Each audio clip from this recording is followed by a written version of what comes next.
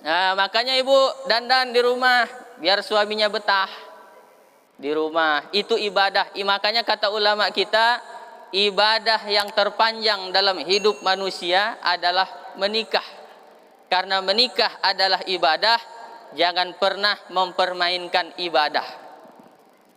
Jadi bapak-bapak jangan mempermainkan ibadah. Nikah memang menyenangkan, tapi jangan senang menikah. Apalagi jadi hobi. Ya Pak Wakil. Masya Allah, apalagi ini malam Jumat, layani suami malam Jumat. Walaupun ibu yang hadir di sini kan dapat ilmu dari Ustadz. Malam Jumat baca Yasin bu. Ustadz, kata teman saya yang bagus malam Jumat tuh baca Al-Kahfi. Bagus, tapi baca surat Yasin juga tidak salah. Karena hadisnya juga sama. Kata Nabi, man qara'a Yasin fi lailatin asbaha maghfuran lah. Siapa yang membaca surat Yasin pada suatu malam, maka besoknya dosanya diampuni oleh Allah Subhanahu wa taala. Nabi tidak menyebutkan malam apa. Malam Senin, malam Selasa, malam Rabu, malam Kamis, malam Jumat, malam Ahad, terserah kalau mau tiap malam mampu mantap. Tapi kan kita kalau tiap malam tidak mampu, kita pilih Sayyidul Ayyam, pemimpinnya hari, malam Jumat, baca surat Yasin. Yasin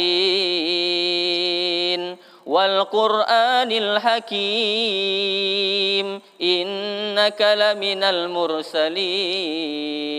Ibu malam Jumat baca Yasin di kamar. Tanzilal Azizir Rahim. Datang suaminya masuk. Sadaqallahul Azim. Kode ya. Tahu Pak Sekda. Pengalaman nampaknya. Ustadz, malam Jumat kata ibu saya nih baca Yasin Pak Ustadz malam Jumat. Terus Bu, begitu saya sedang baca Yasin anak saya nangis Pak Ustadz. Bolehkah baca Yasin sambil menyusui anak? Boleh enggak Bu? Boleh enggak? Nampaknya udah kematian ibu nih. Enggak ada suaranya Pak. Menyusui anak sedang membaca surat Yasin boleh.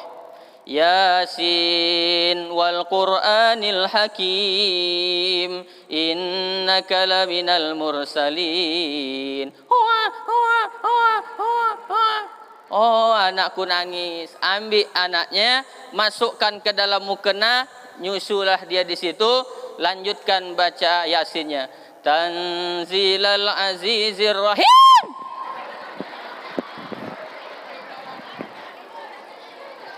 Tergigit.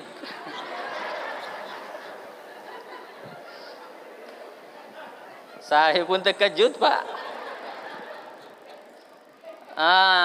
Inilah dia makanya kalau kita tidak ngaji, tidak mendengarkan ilmunya dari para ulama kita, kita tidak tahu ilmu ini. Yang kita tahu hanya menyalahkan saja. Yang kawan ini baca Al-Kahfi, wah kalian yang baca surat Yasin itu bid'ah. Kafir, sesat, masuk neraka. Hadisnya juga ada Pak. Yang nyuruh baca Yasin malam Jumat itu ada. Malah dalam hadis yang lain, dalam tafsir Ibnu Katsir, muqaddimah surat Yasin itu, bagaimana dijelaskannya? La tuqra'u fi amrin asirin illa yassarahullah. Apabila surat Yasin ini dibacakan untuk perkara yang sulit, maka urusannya dimudahkan oleh Allah Subhanahu wa taala. Ada tetangga mau melahirkan sulit, bacakan surat Yasin. Ada tetangga kita sakaratul maut mau mati sulit, bacakan surat Yasin. Ada kawan kita sudah tua umurnya belum kawin-kawin mau dapat jodoh sulit, bacakan surat Yasin. Ada enggak di sini yang udah tua umurnya belum kawin-kawin? Coba maju ke depan sini. Kita bacakan surat Yasin. Mumpung lagi ramai ini. Manjur insya Allah. Saya waktu anak pertama mau lahir, maklumlah walaupun saya ini ustadz, karena pengalaman pertama darurat, Begitu istri saya mau melahirkan, pembukaan 1, pembukaan 2, sampai pembukaan 9, nak terbuka-buka. Tersakit-sakit ya dia. Saya lalu ingatlah hadis ini, apabila surat Yasin dibacakan untuk perkara yang sulit, maka dimudahkan oleh Allah. Maka saya pun bacakan surat Yasin, alhamdulillah 15 menit setelah itu istri saya pun melahirkan. Alhamdulillah. Tapi ketika itu saya sedang ceramah. Istri saya melahirkan, saya sedang ceramah. Inilah resiko punya suami ustadz. Dulu waktu mau nikah saya sudah tanda tangan MOU. Dek, aku nih ustadz penceramah. Kalau hari besar Islam, aku sering keluar rumah ninggalkan kau. Kau terima atau tidak? Kalau kau terima, kulanjutkan pertunangan ini. Kalau tidak, bunga bukan setangkai. Patah tumbuh silih berganti, hilang satu tumbuh 1000. Oke, I am coming, kata dia. Itulah jam 9.25 saya sedang ceramah. Anak saya pun istri saya mau melahirkan, ditelepon sama adik saya. Assalamualaikum bang. Waalaikumsalam. Ini istri abang udah mau melahirkan nih. Bos saya lagi ceramah. Jadi gimana bang? Ya lahir aja lah. Masa nunggu saya datang baru lahir? Nah, ini fadilah dari surat Yasin, baik dibaca malam Jumat. Anak mau ujian, sulit, bacakan surat Yasin bagi orang tuanya. Dari mana kita dapat ilmu ini? Dari ulama-ulama kita. Makanya jika kita ingin kuat, jika kita ingin jaya, jika kita ingin bisa membedakan yang hak dan yang batil, bi'ilmil ulama, dengan ilmunya para ulama. Tapi memang tantangannya luar biasa.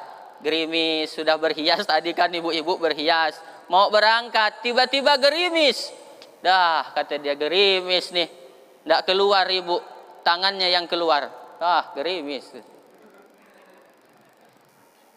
Lalu apalagi tantangan kita? Oh, sekarang kalau kita mau pengajian acara TV siang malam non-stop, apalagi maghrib acaranya yang seru-seru, mak bapak sama anak rebutan remote. Memang sengaja jam maghrib tuh jam yang seru, acara lawak, acara joget-joget, artis dangdut akademi. Acaranya yang seru-seru, sinetron. Padahal sinetron sekarang mohon maaf, nggak ada yang semenggah. Tahu semenggah? Nggak ada yang mendidik. Sinetron anak muda, ngajarin pacaran, ngajarin melawan sama orang tua, ngajak tawuran. Ngomongnya udah alay-alay semuanya. Lo, gua, bapak lo, bapak gua lain. Rupa mau muntah tuh orang. Sinetron-sinetron tidak mendidik, apalagi sinetron mak-emak, ibu-ibu. Ngajari suami selingkuh, ngajari mak-emak berani melawan sama laki. Bu, itu kan ada contoh sinetronnya, sinetron orang ketiga. Untung udah selesai itu. Gara-gara si Aris pak, rese. Padahal si Aris kan udah punya bini, Apipah namanya. Si Aris digodain sama si Yuni. Perempuan kegatalan si Yuni. Padahal si Yuni kan udah punya pacar, si Riko namanya. Masih aja demen sama si Aris. Untung ada si Rangga. Si Rangga perhatian dia sama si Apipah. Ustadz nonton ya ibu? Memang ibu aja punya TV di rumah. Sinetron gak mendidik sekarang pak. Mohon maaf nih udah habis waktunya pak.